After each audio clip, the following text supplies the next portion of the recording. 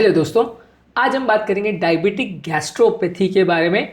Diabetic gastropathy basically एक बीमारी है जहाँ डायबिटीज़ होने की वजह से आपके पेट में अलग अलग तरह की प्रॉब्लम्स होती है जो कि रिलेटेड डायबिटीज़ से होती है, पर डायबिटीज़ की वजह से ये प्रॉब्लम्स क्रिएट करती है और जैसे जैसे डायबिटीज़ बढ़ती है बिगड़ती है ये प्रॉब्लम्स भी बढ़ती है।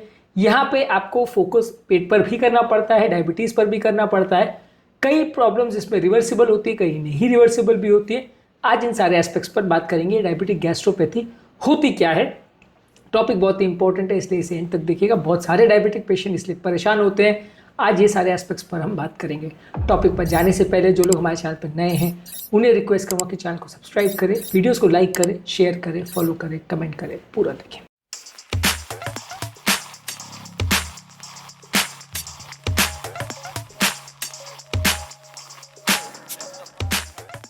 सबसे पहले डायबिटिक गैस्ट्रोपैथी के क्या लक्षण होते हैं। डायबिटिक गैस्ट्रोपैथी में सबसे इंपॉर्टेंट लक्षण ये है कि जो आंतों का नॉर्मल मूवमेंट होता है वो कुछ नर्व्स द्वारा कंट्रोल होता है। नॉर्मली आंतें एक फोर्स एक्सर्ट करती है जिसे पेरिस्टाल्टिक मूवमेंट बोलता है, जिससे खाना नीचे की तरफ पुश होते जाता है। अब अगर पेट में कई जगह खाना फंस गया तो वो नीचे कैसे जाएगा।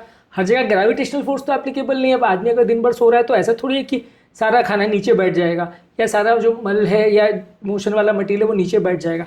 तो यहाँ पे पेरिस्टाल्सिस जो है एक मूवमेंट करती है और धीरे धीरे करके layer by layer muscle contract करते जाती है और खाने को नीचे की तरफ धक्का देते जाती है।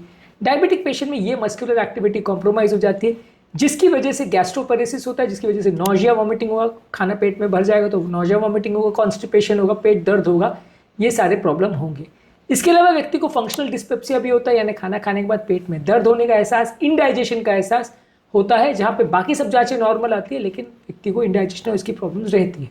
कई बार लोगों को गैस्ट्रोइसोफेजियल रिफ्लक्स डिजीज भी ज़्यादा होता है जिसमें डायबिटीज़ की वजह से लोगों को एसिड रिफ्लक्स होने का चांस या मुंह में खट्टी डकारे या एसिड मुंह को आना, ये प्रॉब्लम ज़्यादा होती है। इसके अलावा कई चीज़ों में ऐसा देखा गया है कि जितना ज़्यादा ब्लड शुगर लेवल्स होता है उतना ज़्यादा पेट से रिलेटेड प्रॉब्लम ज़्यादा होने का चांस रहता है।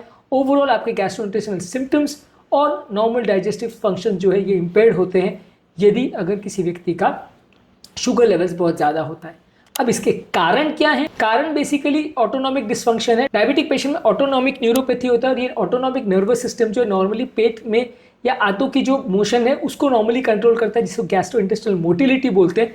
इसको कंट्रोल करता है जिससे पेट का खाने का मूवमेंट और ये सारी चीज़ें कंट्रोल होती है। ये सिस्टम डायबिटीज़ में खासकर लंबे समय तक डायबिटीज़ हो तो कॉम्प्रोमाइज़ हो जाता है। इसके अलावा लोगों को स्मूथ मसल डिसफंक्शन हो जाता है, यानी कि लोगों को जो नॉर्मल मसल का मूवमेंट या कॉन्ट्रैक्शन होना चाहिए वो प्रॉपरली काम नहीं कर पाता है। इसके अलावा डायबिटीज़ की वजह से जो नलियाँ आपके पेट को अलग अलग भागों को सप्लाई करती है वो नलियाँ भी डैमेज हो जाती है, जिसकी वजह से लोगों को गैस्ट्रोइंटेस्टाइनल प्रॉब्लम ज़्यादा होती है। ये तीनों सिस्टम काम करते हैं, नर्व्स भी डैमेज होता है, मसल भी डैमेज होता है, नलियाँ भी डैमेज होती है, वैसल्स भी डैमेज हो जाते हैं। इसकी वजह से डायबिटीज़ तीन तरीके से आपकी पेट पर हमला करता है या बुरा करता है पेट का, जिसकी वजह से गैस्ट्रोपैथी डायबिटिक होती है। इसको डायग्नोज कैसे करेंगे? सबसे पहले क्लिनिकल असेसमेंट, अगर लॉन्ग स्टैंडिंग डायबिटीज़ है व्यक्ति को और साथ में इस तरह की प्रॉब्लम्स आ रही है तो आप सस्पेक्ट कर सकते हो कि डायबिटिक गैस्ट्रोपैथी है।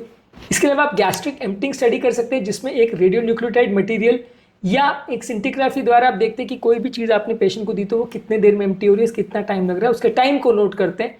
इसके अलावा इलेक्ट्रोगैस्ट्रोग्राफी करके एक टेस्ट होता है जहाँ पे पेट की ओवरऑल इलेक्ट्रिकल एक्टिविटी को आप चेक करते हैं, जिसमें पेट की मोटिलिटी और उसके फंक्शन को चेक करते हैं। और इसके अलावा आप एंडोस्कोपी करके कुछ इलेक्ट्रिकल एब्नॉर्मलिटीज़ और कुछ क्रिटिकल चीज़ों को देख सकते हैं, कुछ स्ट्रक्चरल चेंजेस हैं या नहीं, वो सारी चीज़ों को रूल आउट कर सकते हैं। ज़्यादातर डायबिटीज़ गैस्ट्रोपैथी में आपको ये स्ट्रक्चरल चेंजेस नहीं मिलेंगे, पर अगर कुछ मिल रहा है तो फिर आपको दूसरी चीज़ें सोचना पड़ेगा। इसके अलावा आप हाइड्रोजन ब्रेथ टेस्ट कर सकते हैं जिसमें स्मॉल इंटेस्टाइन में बैक्टीरियल अगर ओवरग्रोथ हो, जिसे सीबो बोलते हैं, यानी SIBO बोलते हैं, इसकी वजह से भी लोगों को गैस्ट्रोइंटेस्टाइनल सिम्टम्स होते हैं।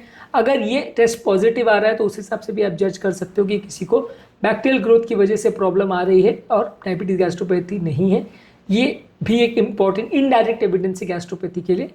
इसके अलावा अब बात करेंगे डायबिटीज़ गैस्ट्रोपैथी को मैनेज कैसे करना है। सबसे पहले तो ये ऐसे आप डायबिटीज़ के कंट्रोल को इम्प्रूव करते हैं, जैसे जैसे आप शुगर के कंट्रोल को इम्प्रूव करते हैं या डायबिटीज़ को रिवर्स करते हैं अलग अलग चीज़ों से, तो ओवरऑल आपका गैस्ट्रिक एम्प्टिंग और ये सारी चीज़ों में भी फ़ायदा मिलेगा। जो न्यूरोपैथिक सिम्टम्स है वो काफ़ी डिले हो जाएंगे, उनके प्रॉब्लम्स बढ़ने के चांसेस कम हो जाएंगे। इसके अलावा आप डाइटरी मॉडिफिकेशन करेंगे, आप लो फैट और लो फाइबर वाली चीज़ें खाएंगे क्योंकि ये सारी चीज़ों को पचाना ज़्यादा मुश्किल होता है।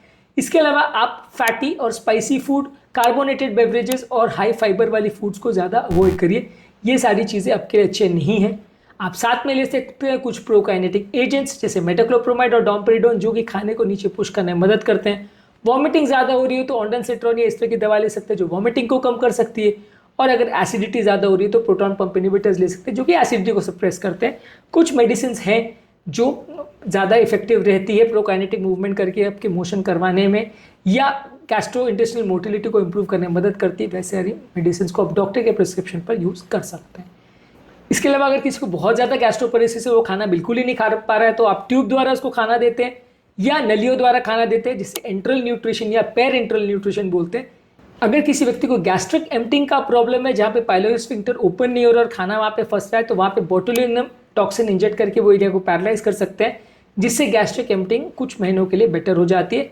और इसके अलावा अगर किसी व्यक्ति को बहुत ज़्यादा प्रॉब्लम है तो कुछ सर्जिकल मशीन्स या डिवाइसेस भी आती हैं, जैसे गैस्ट्रिक इलेक्ट्रिकल स्टिमुलेटर आता है या पाइलोरोप्लास्टी एक सर्जिकल टेक्निक होती है। ये सारी चीज़ें आप कर सकते हैं, जिससे थोड़ा बहुत फ़ायदा देखने को मिल सकता है। तो ओवरऑल हमारा कंक्लूजन ये है कि डायबिटिक गैस्ट्रोपैथी एक कॉमन प्रॉब्लम है।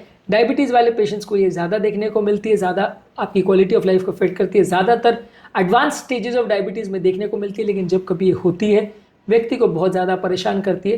डायबिटीज़ गैस्ट्रोपैथी को समझना और प्रॉपरली मैनेज करना आवश्यक है, नहीं तो ये डायबिटीज़ वाले पेशेंट्स की लाइफ ख़राब कर देता है। तो इसके अलावा डायबिटीज़ वाले पेशेंट्स पर और गैस्ट्रिक इश्यूज़ पर हमने बहुत सारे वीडियोज़ किए, इन्हें भी ज़रूर चेकआउट करें। टॉपिक एंड करने से पहले जो लोग हमारे चैनल पर नए हैं उन्हें रिक्वेस्ट करूँगा कि चैनल को सब्सक्राइब करें, वीडियोज़ को लाइक करें, शेयर करें, फॉलो करें, कमेंट करें, पूरा देखें, क्योंकि इस तरह का यूज़फुल कंटेंट हम आपके लिए लाते रहते हैं।